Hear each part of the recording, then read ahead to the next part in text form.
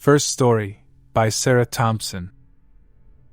The air in the fast food joint was thick with the scent of grease and stale fries as I wiped down the greasy countertops.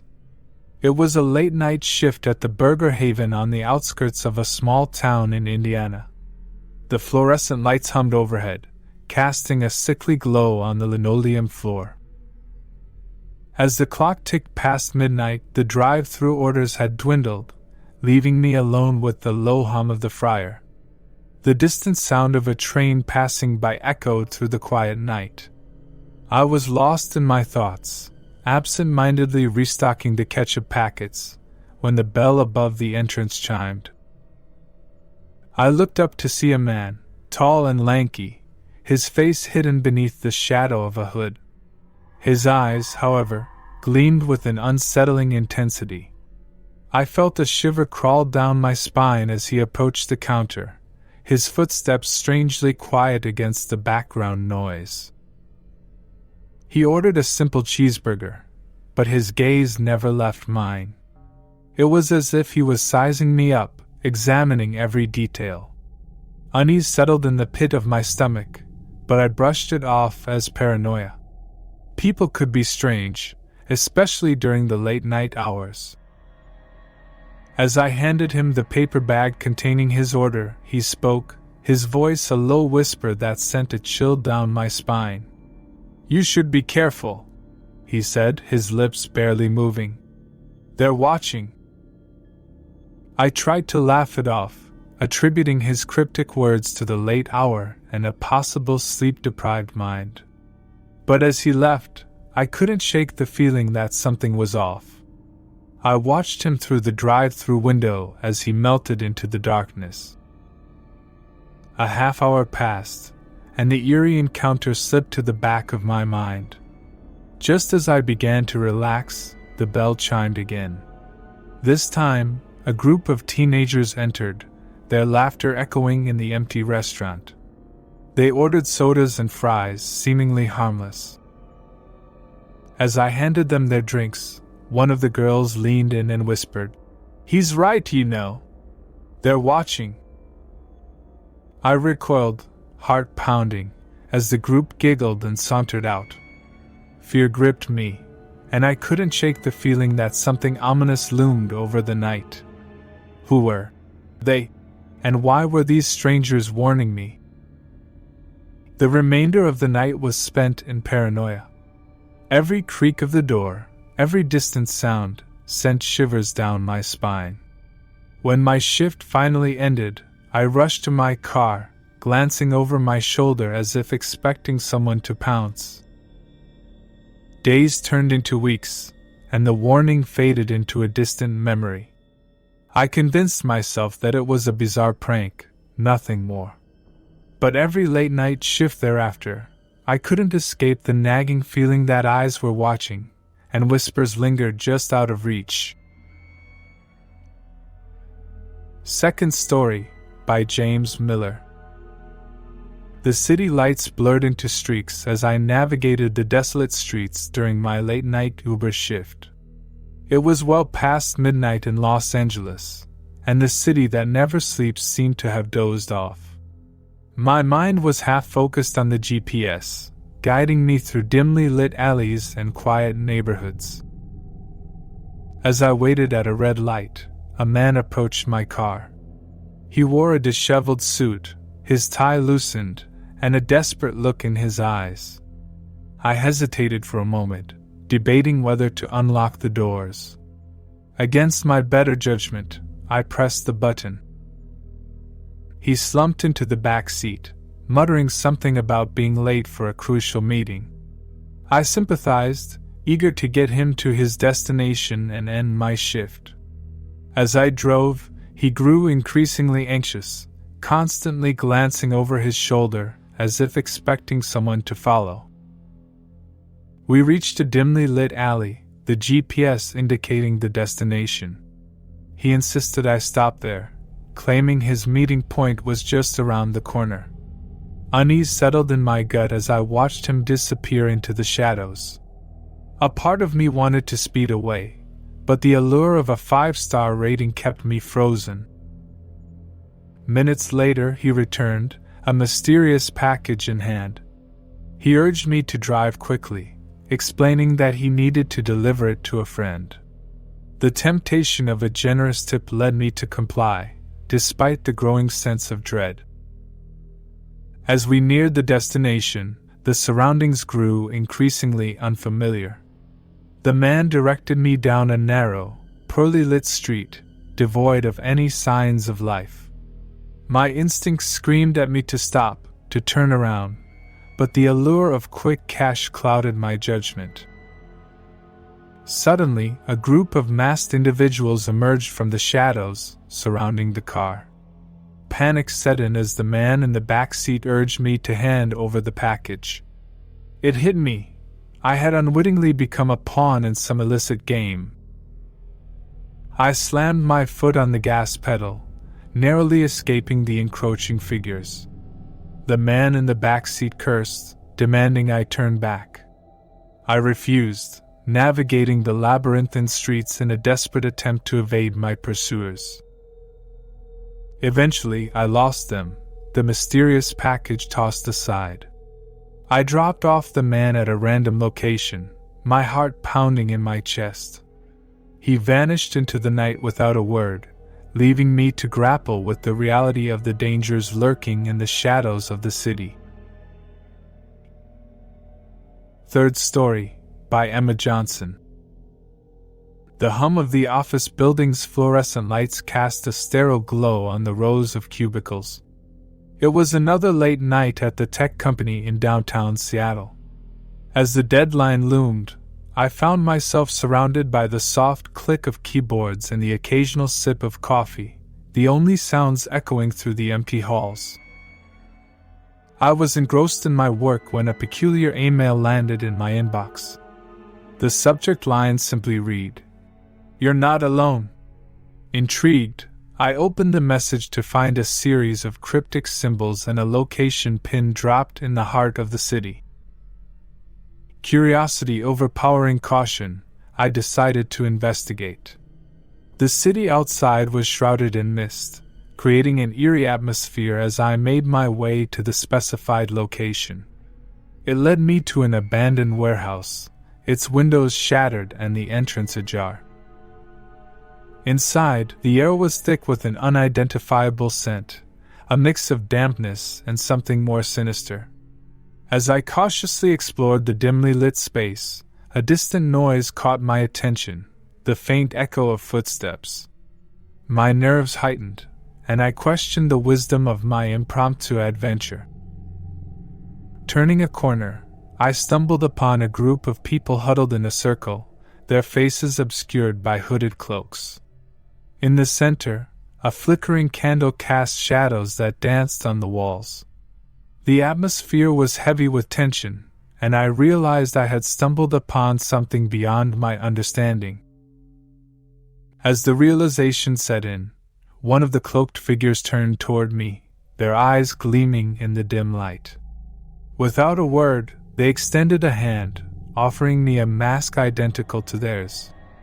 Fear and confusion paralyzed me as I hesitated, contemplating my next move.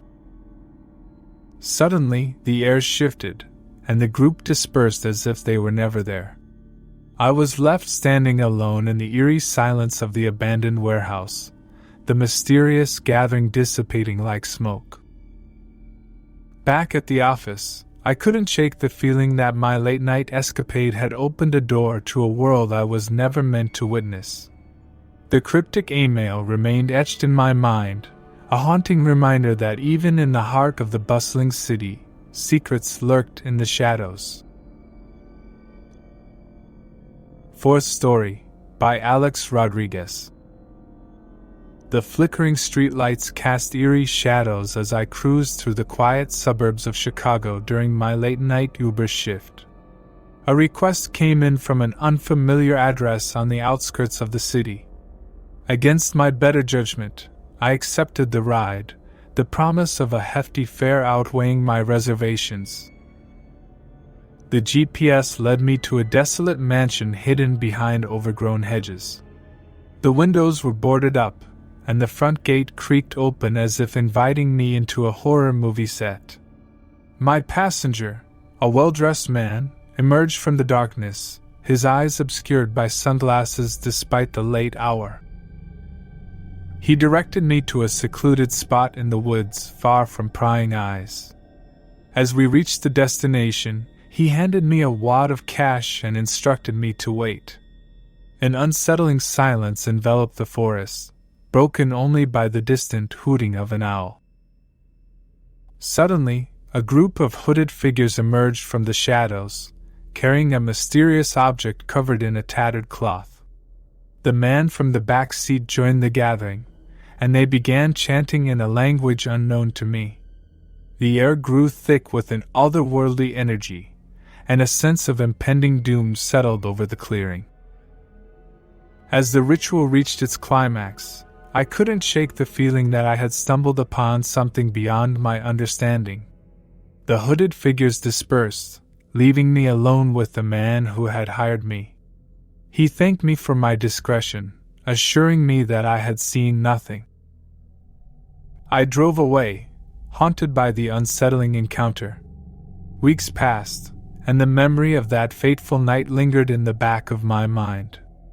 Late-night drives through the city took on a surreal quality, as I questioned the nature of the hidden world that lurked just beneath the surface. Fifth Story, by Olivia Bennett.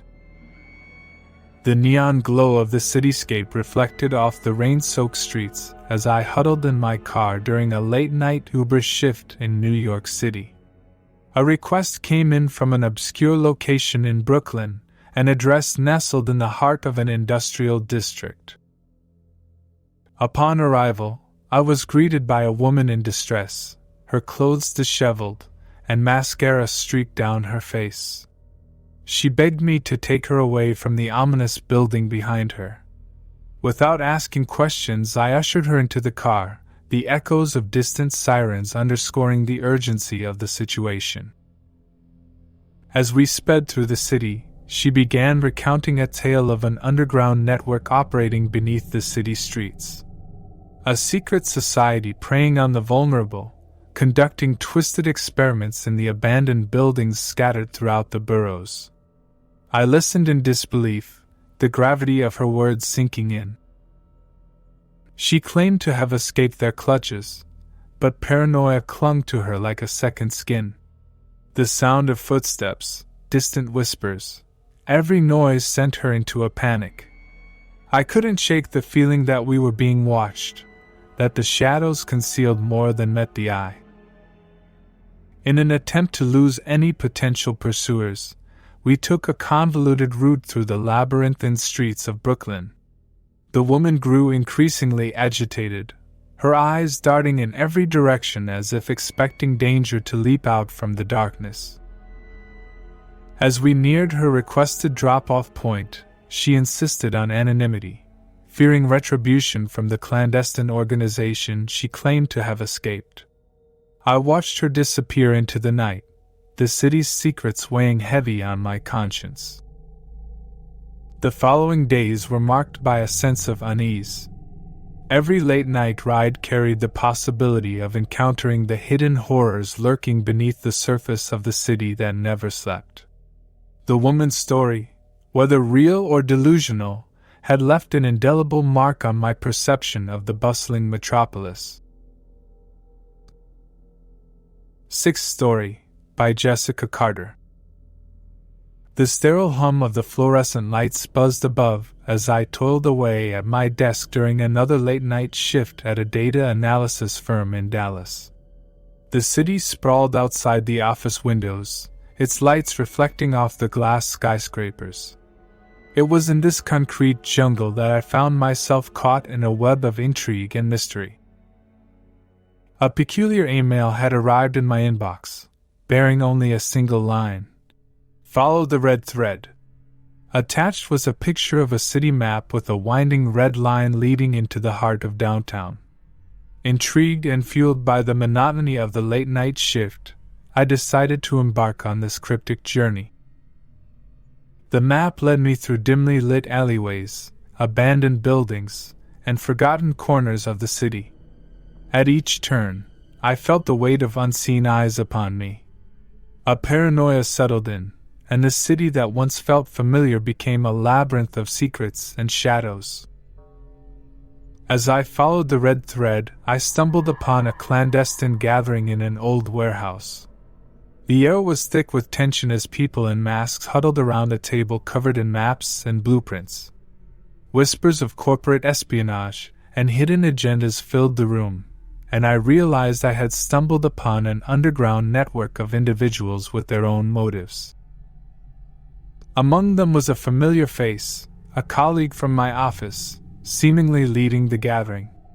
My heart pounded as I tried to make sense of the intricate web of secrets woven within the city's infrastructure. The red thread, it seemed, was a metaphor for the intricate connections that bound this clandestine group together. Caught between the desire to expose the truth and the fear of the unknown consequences, I discreetly documented the meeting. The shadows seemed to close in as I left the warehouse, the red thread dissipating into the chaos of the city streets. Days turned into weeks as I dug deeper into the mysteries of the organization.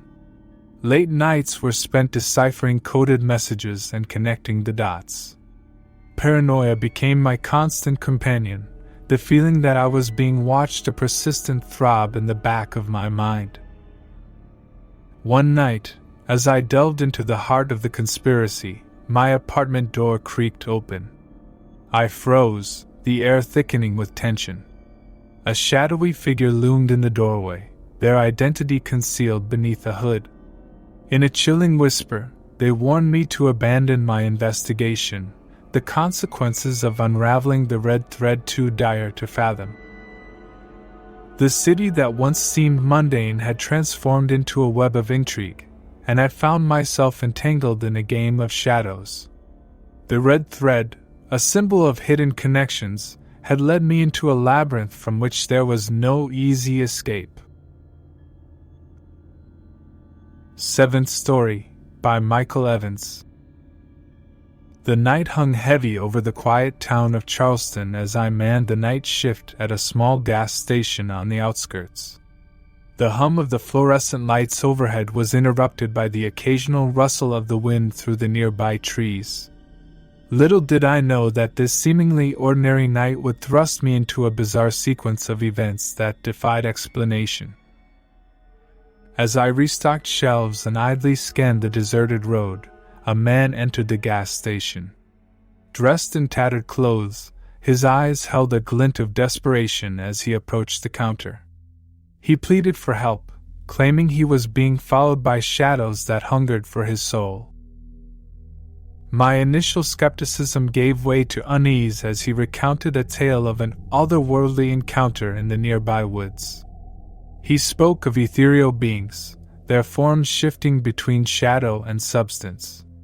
Fear clung to his every word, and I couldn't shake the feeling that there was more to his story than mere delusion. Against my better judgment, I offered to call the police or a local shelter. He refused, insisting that conventional help was futile against the supernatural forces pursuing him. As he left, he pressed a small, ornate box into my hands, urging me to guard it with my life.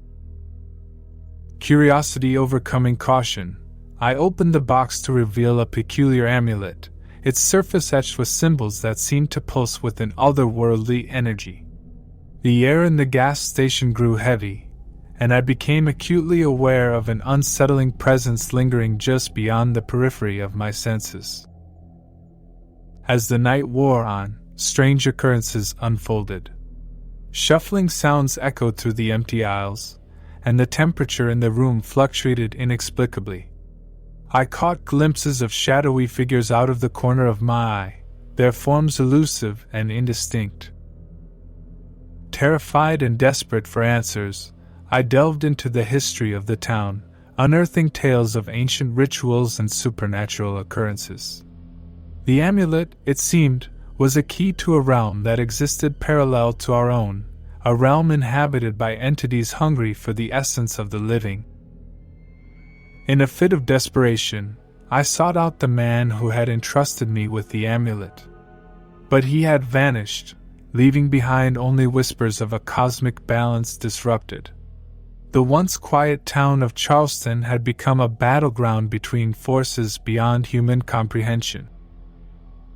As the night shift at the gas station stretched into eternity, I grappled with the realization that I had unwittingly become a guardian of secrets that defied the laws of reality. The amulet, a conduit to the unknown, had thrust me into a world where the line between the mundane and the supernatural blurred, and the shadows held secrets that dared not be spoken. Eighth Story, by Emily Turner. The low hum of the city of Atlanta enveloped me as I navigated the deserted streets during my late-night Uber shift. A notification pinged on my app, indicating a pickup at an inconspicuous address in the outskirts. Despite the eerie silence that hung in the air, I accepted the ride, unaware that this decision would plunge me into a nightmarish series of events. The GPS led me to an abandoned warehouse on the outskirts of the city.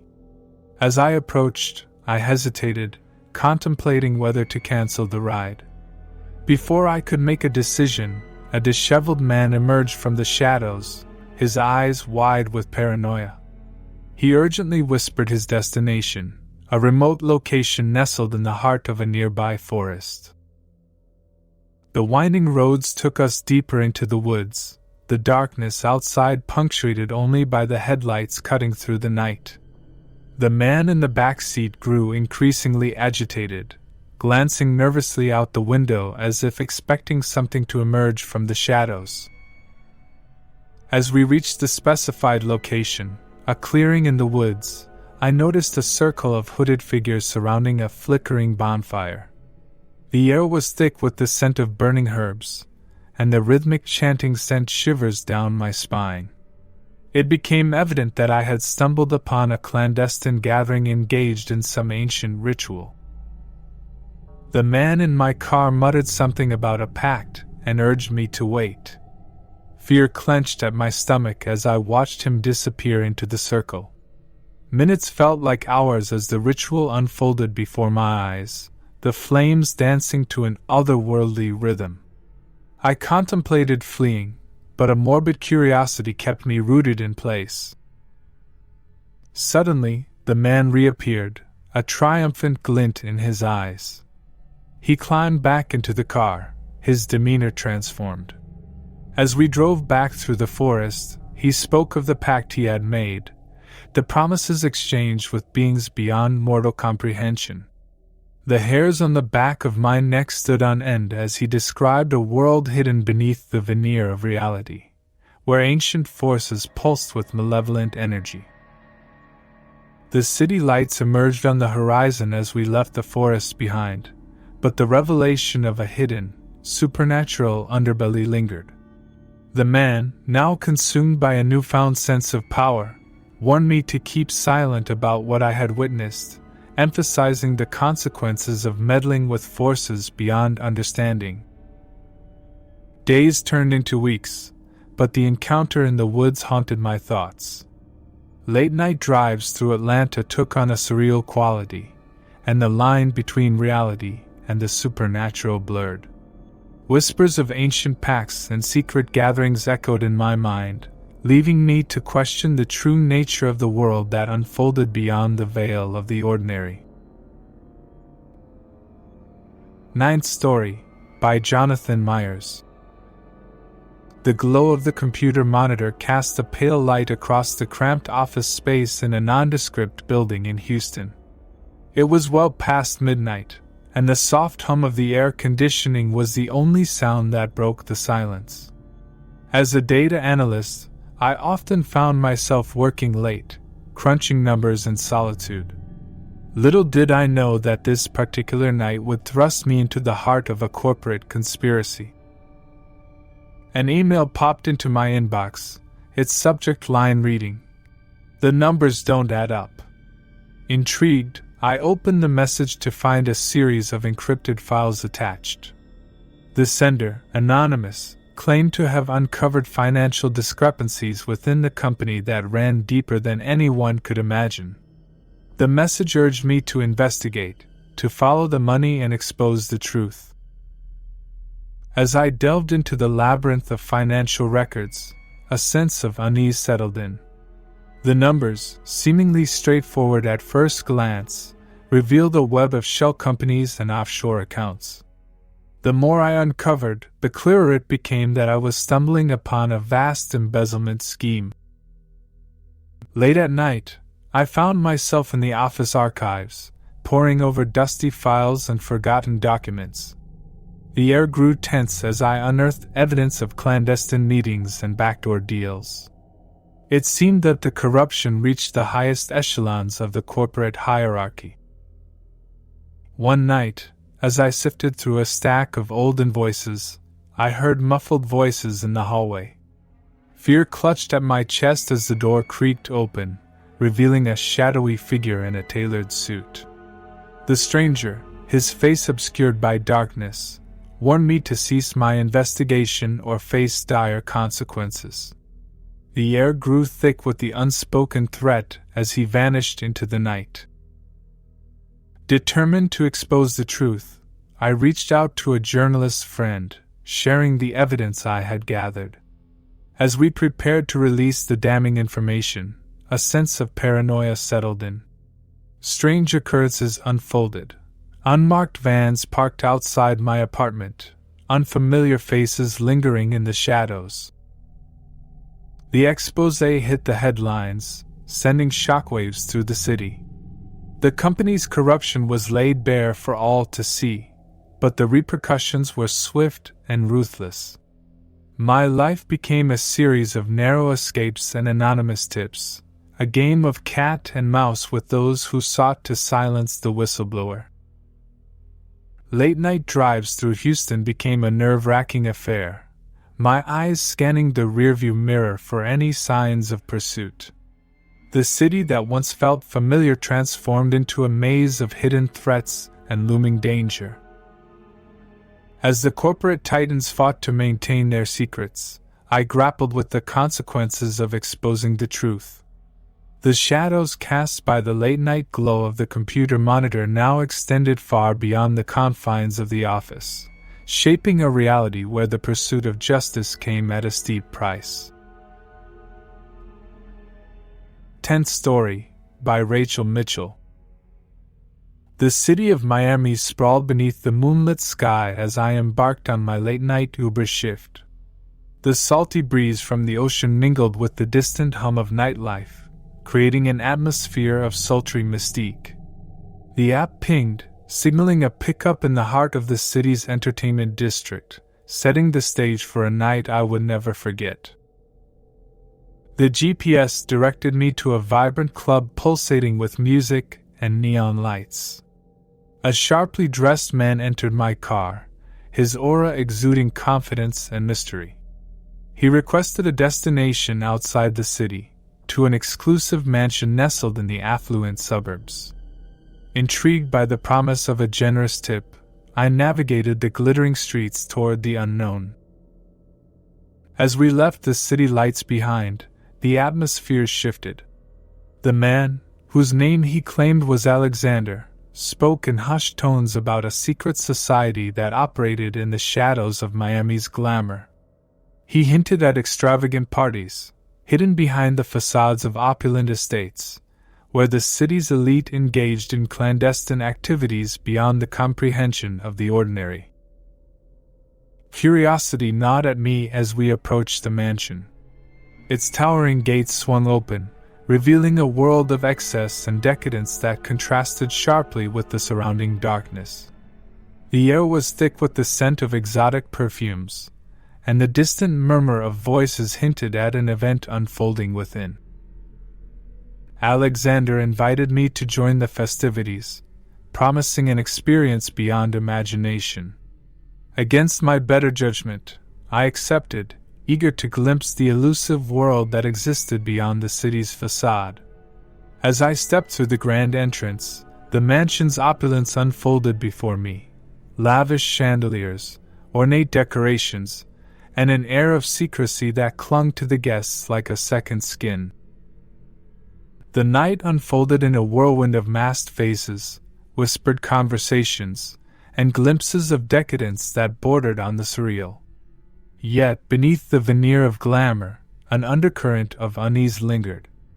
The guests' eyes held secrets, and the mansion seemed to pulse with an energy that transcended the realm of the ordinary. As the night wore on, Alexander guided me to a secluded chamber where an eclectic group gathered around a table adorned with ancient artifacts. He spoke of a ritual, a ceremony that bridged the gap between the material and the mystical. Fear and fascination warred within me as I observed the proceedings, the air thickening with an energy that defied explanation. In the midst of the ritual, a sudden chill enveloped the room. The atmosphere shifted, and the shadows seemed to dance with a life of their own. Whispers of a cosmic balance disrupted, and ancient forces unleashed sent shivers down my spine. The line between reality and fantasy blurred, and I questioned the limits of the world I thought I knew. As the ritual reached its climax, I found myself standing at the crossroads of revelation and madness. The mansion's grandeur faded, replaced by a sense of foreboding that clung to the air. Alexander, now wearied, whispered cryptic warnings of the consequences of meddling with the unknown. I left the mansion, the echoes of the ritual still ringing in my ears. The city of Miami, with its neon lights and bustling nightlife, seemed transformed. Late-night drives became a journey through the surreal, the boundaries between reality and the supernatural forever blurred. In the weeks that followed, I grappled with the memories of that fateful night. The allure of Miami's glamour hid a world beyond comprehension, where the ordinary and the extraordinary collided in a dance of secrets and shadows. The city's nocturnal pulse carried with it the weight of revelations that would haunt me for a lifetime. Thank you for sticking with us through the whole video. Also, I recommend you this video you see on screen, one of the scariest on my channel. If you haven't already, don't forget to subscribe and like this video. This helps me bring you more thrilling content every day. If this video sent shivers down your spine, let me know in the comments.